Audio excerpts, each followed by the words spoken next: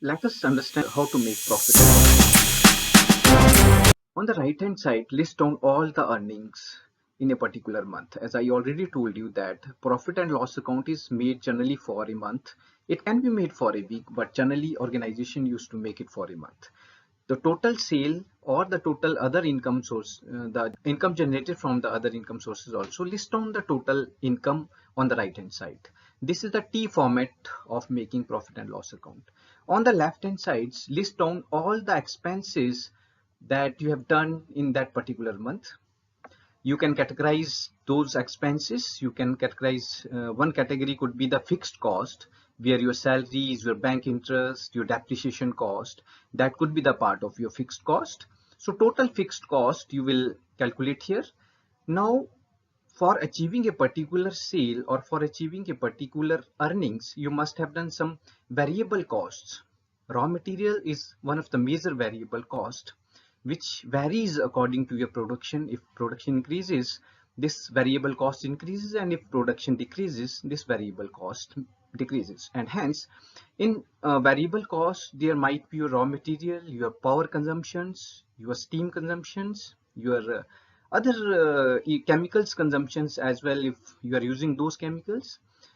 Freight could be will be there in your variable cost, and your sales and commission expenses could be there. Your traveling expenses could be there. Your invisible process loss could be there, and your wages. These are all variable costs. Now you have calculated fixed cost as well as you have calculated your variables cost. Now you will calculate one figure that is called contribution, which will be sales minus your variable cost. Sales minus variable cost, that will be contribution. Why it is called contribution? Because this is a factor which is actually contributing to your profit.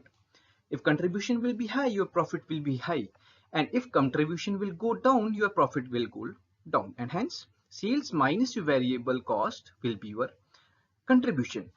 So it's very clear that for increasing your profit, you must focus on your sale, you must increase your sale, and you must focus on decreasing your variable cost. Because if everything is going well, on fixed cost you might not be doing anything, because you don't have anything to do with the fixed cost. बहुत ज़्यादा कुछ कर नहीं पाएंगे आप fixed cost में, and hence it's time to focus on the variable cost only. So here you can calculate contribution, and from contribution you can calculate your EBITDA, earning before interest, depreciation, taxes and amortization. Now after calculating EBITDA, you can calculate profit before tax, and after deducting your tax you can calculate your profit for that particular month. So this is a one page, a single page, where you can check your your financial health, where you can check what you have earned in the last month. It's very important to make it at least on monthly basis. So now I will explain you how to make balance sheet. Balance sheets are generally made on a particular date, and generally organization used to make it on the last day of your financial year. This is the balance sheet. One side you have to list down all the liabilities, and on the other sides you have to list down all the assets that you have generated from your sources. Liabilities are called sources because for any organization used to raise some funds. From funds they can there are mainly two or three types from how they can generate their funds. Owner can do direct contribution in the business, that is called the capital, or you can take the loans from the banks. Long-term loans will come here. Loans could be secured or unsecured, or there could be some reverses. Reverses are though that is that amount that owner is keeping with the organization. He's not taking the profit, and he's keeping with the organization for future expenses or future projects. Now there will be current liabilities. Current liabilities, creditors, there will be creditors. Creditors are those people to whom you have to pay the amounts, their bills, or you have to pay for the raw material vendors. Those are the creditors. Bank what you might have taken some certain bank overdrafts, and there might be some provisions for which you have kept, which were made for the employees' benefits. There might be some bills, payable bills, and hence all these are liability. You must list down all the liabilities on uh, left hand sides. On the right hand side, from those sources of the funds, you might have purchased building, you might have purchased machineries, and you must depreciate cost. You must deduct the depreciation from your that particular assets. And land, you might have purchased some lands. So this is called the fixed cost, fixed assets. These are called the fixed assets. Now there will be some current assets as well. Current assets are those the money which you have to take from your customers. Those called the receivables or debtors that you have to receive. Yeah, you have to receive that money from your customers. Bank balance, you must have some bank balance. You must have inventory in your company. So this is your current, these are your current assets. Your loans and advances which you have paid to your employees, that is also your current asset. Deferred tax assets could be there, and there could be some other investments. Dear friends, now you have made list down all the liabilities on the right and left hand side and all the assets on the right hand sides. So this is how you can make your balance sheet. Few points which you need to keep in mind is that consumption should be considered as an expense. When you are calculating profit and loss account, do consider only consumption amount that has been consumed for achieving a particular sale. This is double entry system of bookkeeping. Balance sheet always balances. You can have, if there are any errors in the balance sheet, you can check with it that it should balance, both the sides should be balanced. Less is bad, more is worse. This is very important mantra. When there is financial crisis in the organization, that is bad, means you are unable to run the business properly. But more is worse. You need to understand what is this. More is worse means you don't need to keep more live and more cash in hand.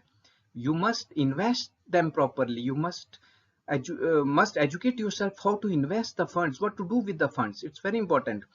पुराने जमाने में कहा करते थे कि पैसा कमाना आसान है लेकिन पैसा खर्च करना बहुत मुश्किल है. ये इसलिए कहते थे बिकॉज जब पैसा हाथ में होता है, when there is more liquidity in hands, लोगों को समझ नहीं आता कि इसका क्या करना है. वो गलत डिसीजंस वहां पे हो जाते हैं और वो गलत डिसीजंस बहुत भारी कई बार पड़ जाते हैं. तो enhance how to invest money is very important, because more money, more liquidity in your hand, that can create non-performing assets. So keep watch on it. Project earnings should not be less than the cost of capital. You are raising a capital and hence you are investing it in a particular project, but keep in mind, be sure that your earning from that project should not be less than the capital. That will be your loss proposition. Owner's money is far more expensive than borrowed money.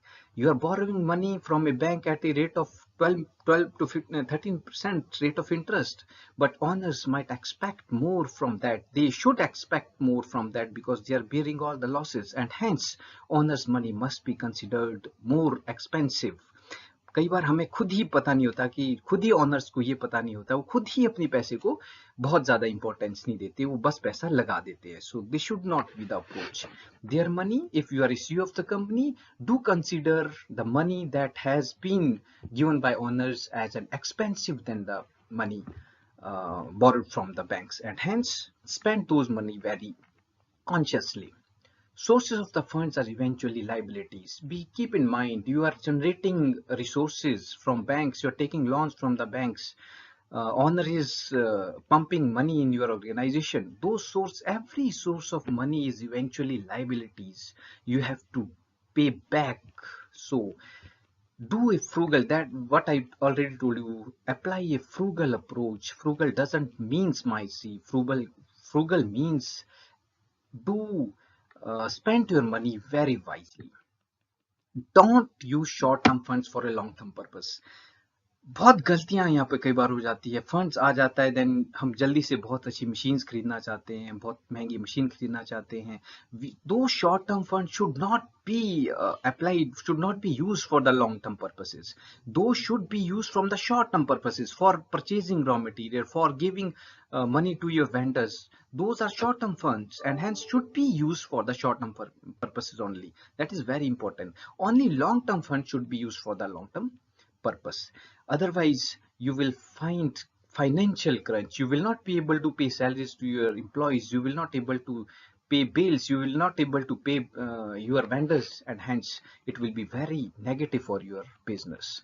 So keep in mind, cash in hand beyond what is necessary is non-performing assets. As I already told you, don't keep more cash in your hand.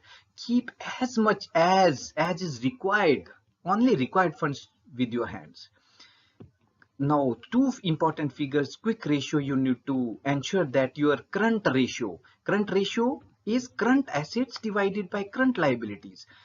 That should be maintained at least 2:1. Means current assets should be at least double than the current liabilities. You will not find any financial crunch then.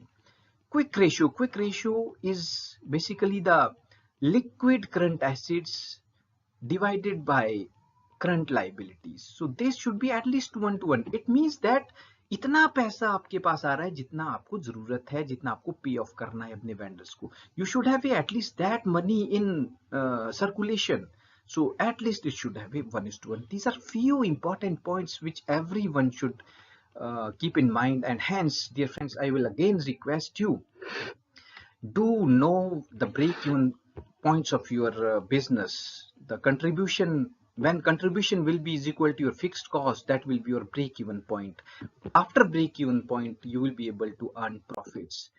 And it's finally, I will once again remind you that to apply a frugal approach, spend wisely, earn hard, work hard, earn hard, but spend wisely.